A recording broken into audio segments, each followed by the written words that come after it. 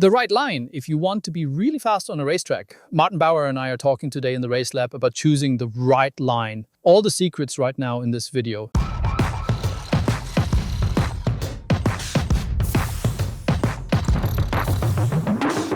If we assume that at our 1000 PS Bridgestone event down there, we have people on a 60,000 euro Panigale V4R with tuning parts and a 10-year-old MT-07 with worn-out suspension, are there tips for choosing the right line that are fundamentally the same for all motorcycle riders? There are a large number of tips and points on the track that you could say are definitely helpful for the vast majority when it comes to line choice.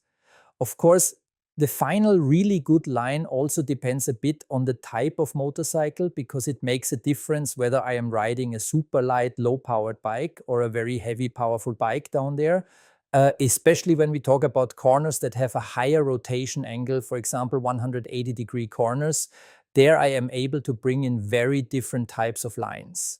The less rotation angle a corner has, if it is, for example, just a kink or 90-degree corners, then the variation possibilities become fewer.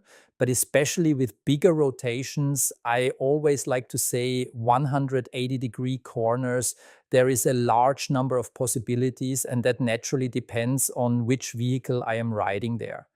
You can easily imagine it. If I ride around there on a 125, a super light, low-powered motorcycle, I would probably ride different lines than, extremely speaking, on a Harley. What are the 2 or 3 things where you say this theoretical foundation will stay the same for every motorcycle? What do you think that is? Those are definitely turning points. For example, an apex is where you should aim for the apex. So those are these points. If we leave 180-degree hairpins aside for a moment, which are a bit special, usually you mostly have slightly turning corners.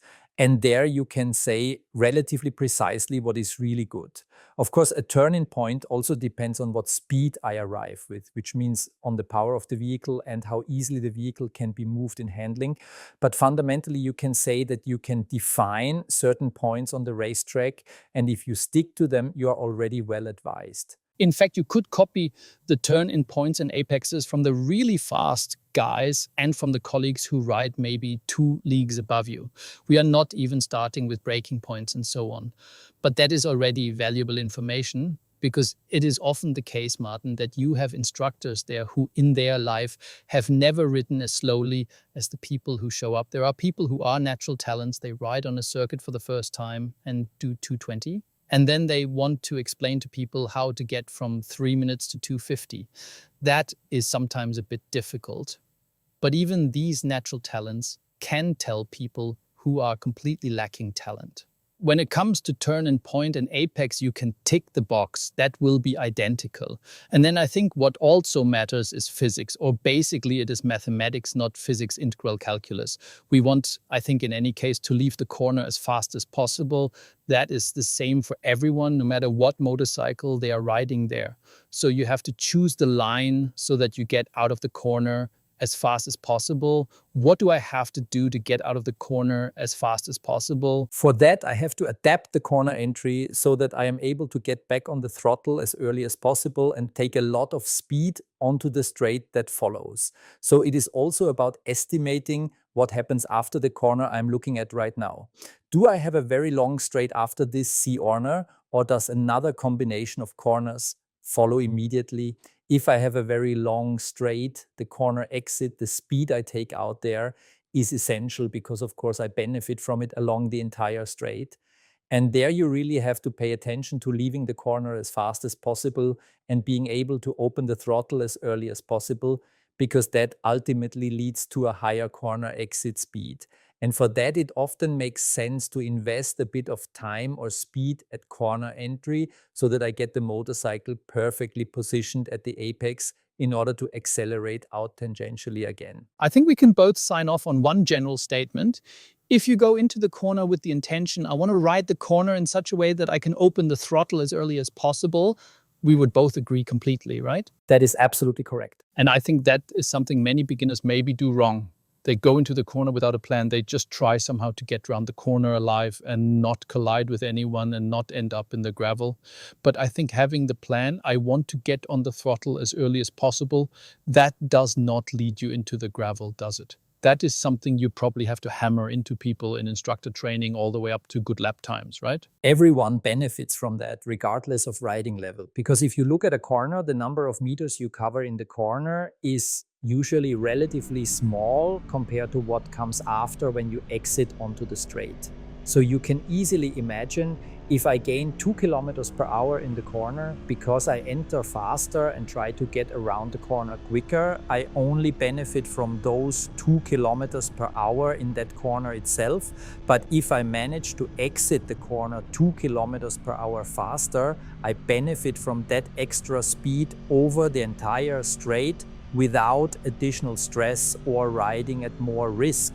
And that creates a huge difference. If we say the straight is, for example, at Pannoniaring 700 meters or something like that, then I benefit for 700 meters if I exit the corner 2 kilometers per hour faster. Because I am then those 2 kilometers per hour faster along the entire straight.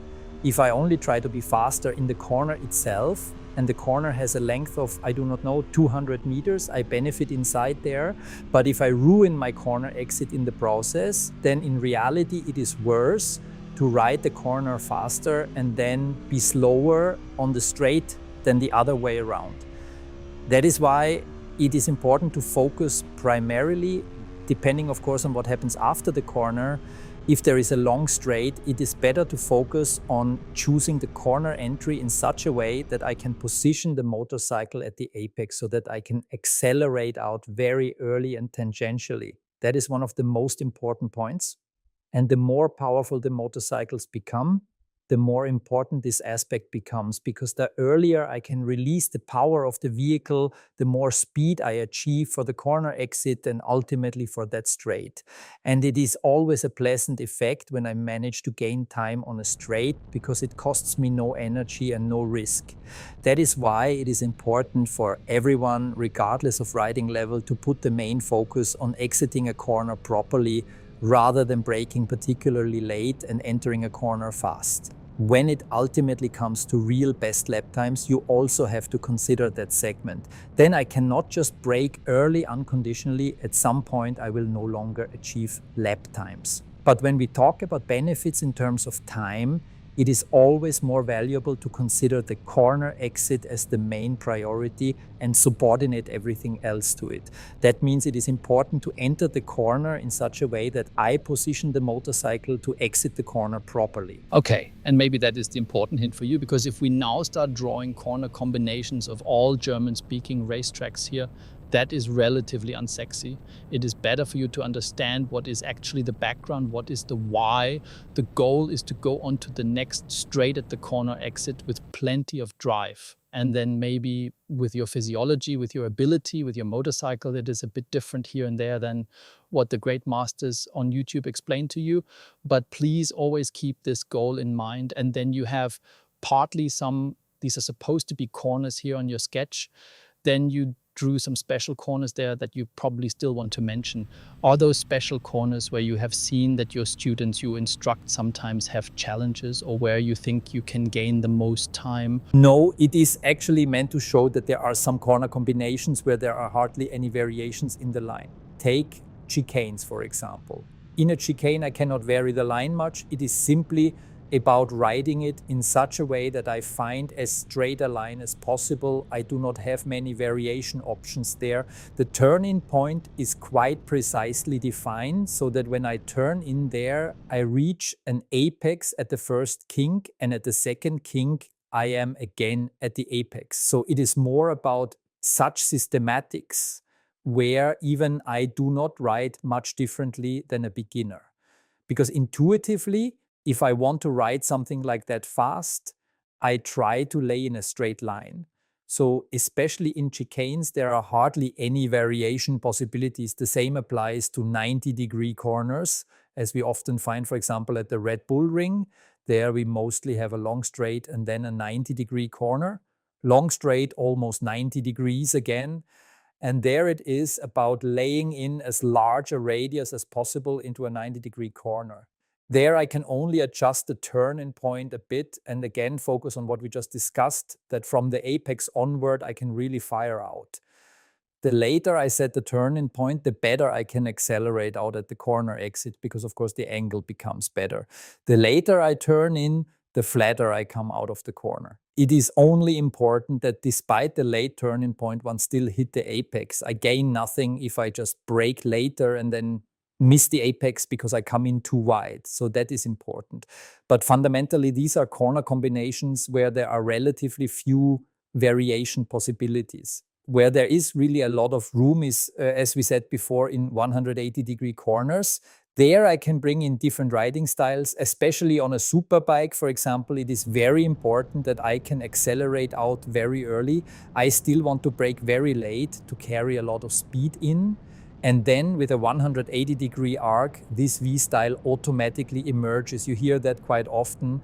The idea behind it is that I can enter the corner quite fast because it almost idealizes a straight line up to the apex. It is a slight arc, but ultimately I start all the way outside, have an apex very early, tangentially in the 180-degree corner. Then I let myself drift from the inside of the corner a bit outward. I am slower at that point because there I ultimately have to turn the motorcycle so that I can then accelerate tangentially early again through the last part of the corner. And that is such a corner and such a V style. And good proof that at that point where I really have to turn a lot, I am definitely slower than if I rode the corner in a round arc. But I benefit exactly there because from that point, when I have turned the motorcycle, I can already open the throttle, and thus I can take a lot of speed onto the straight. If I have a round style, then I might be a bit faster at the apex, but I do not come out of the corner nearly as well, and I lose at the corner exit compared to that point. So it often makes sense to invest a few things, invest some time at a few points in order to optimize the corner exit. Wait, I have to jump in here because we once looked at my recording together and you moved me a few seconds forward. If you look at your best laps of all time and you look at such a 180-degree corner, at what degree angle? So 90 degrees is basically the middle of the corner, 0 is the beginning, 180 is the end. Do you have 100% throttle when you really do everything right? From where do you really have the throttle fully open? I would say from about 120 degrees. And where does someone like me, who is an average rider, where do I have it fully open? Mostly after 180 degrees. Damn, that is so bad. Really? Yes. Most people only open the throttle when the motorcycle is almost upright again, especially with powerful motorcycles fully open, because many riders have an insane amount of respect for opening the throttle in lean or do not dare to. And that is why many people, even on the straight, do not give full throttle. Most ride the corner out, they start to pull, but very cautiously. And that is where a really fast rider differs from an average rider from when full throttle is really applied. There is a huge difference. And you have to say that with powerful motorcycles, I often still need the corner in order to be able to give full throttle. With some vehicles, once they are upright, I cannot even give full throttle anymore because the vehicle starts to wheelie. I need the cornering force that keeps the front down in order to be able to accelerate fully. That is also a reason. In MotoGP, you can see that very nicely. The riders sometimes continue the corner onto the straight. During my Grand Prix outing with the Chiadi bike, for example, one of the biggest problems in Brno was that with 230 or 240 horsepower, a very potent engine, I was not able to give full throttle once I picked the bike up because it immediately started to wheelie. We had too short a chassis at that time, and I was basically only able to give full throttle as long as I was still in lean. That was the only point where I could really pull fully. And then I tried to ride this corner, if that is the straight, further onto the straight, and only just before the track edge began, I slowly started to pick the bike up. That is the reason, you can also see it nicely in the broadcasts, why the guys on the MotoGP bikes sometimes continue the arc onto the straight and only then begin to pick the bike up and then swing back onto the line. That is because you need the help of centrifugal force to keep the front down so that you can achieve even more acceleration forward. And that, for example, a hobby rider hardly ever does. It is more about many then turn on traction control, wheelie control, but that all leads to power being cut. And if I want to ride faster, it is not about cutting power, but about applying more power.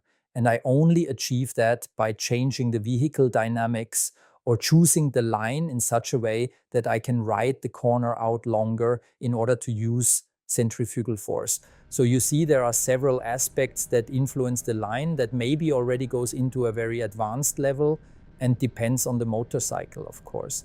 But as you can see, there are many aspects regarding the line. I have to jump in once more, Martin. You're often out with 1000 PS at presentations, and sometimes we have the manufacturers there with a lead rider in front with an onboard camera and you can follow him. And sometimes in such a situation, like in your races back then, where everyone was relatively good, you have to quickly assess how much distance do I keep? Is that a good rider or not? If you think about your lines, where can you quickly see this guy is roughly on my level? I can really play with him. And where are you more cautious? What are the indicators for you where you see he is a show-off, he has no skills? What are the top 3 line mistakes where you classify someone as a show-off? You can see it well in how he accelerates out of the corner. You see how much routine and experience he has, from what lean angle he already releases, how much power. If you see that in deep lean he's already gently releasing power and starting to accelerate, then you see he already has some experience. The next thing is also on the brakes, how he enters the corner, because a big difference, let us say it like this, accelerating out of the corner is about reaching the limit of the rear tire. What is much more difficult is approaching the limit of the front tire, and that plays a role when I turn into the corner, because there I am often still on the brake and I gradually release the brake more and more toward the apex and try to create direction there. And a good rider differs extremely from an average rider in that he is able not only to brake later because he can decelerate further into the corner, but also to still apply deceleration in lean. So you can see that when you ride behind someone, the confidence of the rider in what he is doing and in his abilities. If I approach things very rudimentarily, I try, as we said before, to do everything on the straight or release power.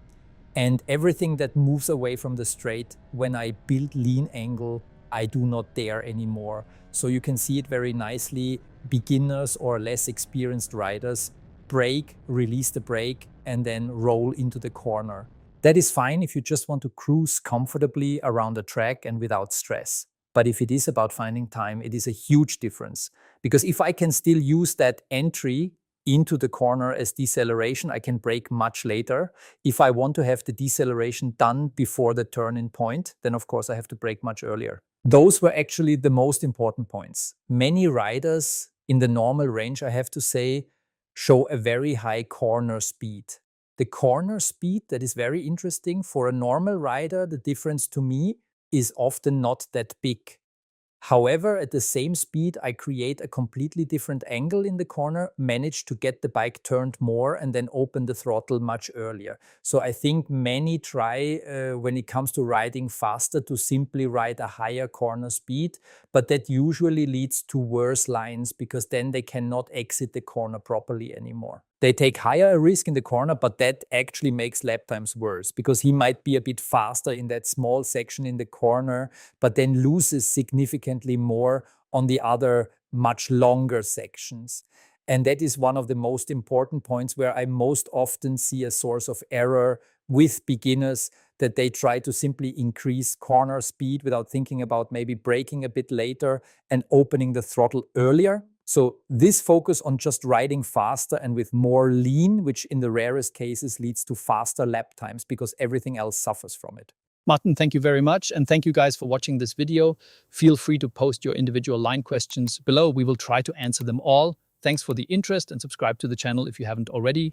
Bye and see you soon on 1000 PS TV.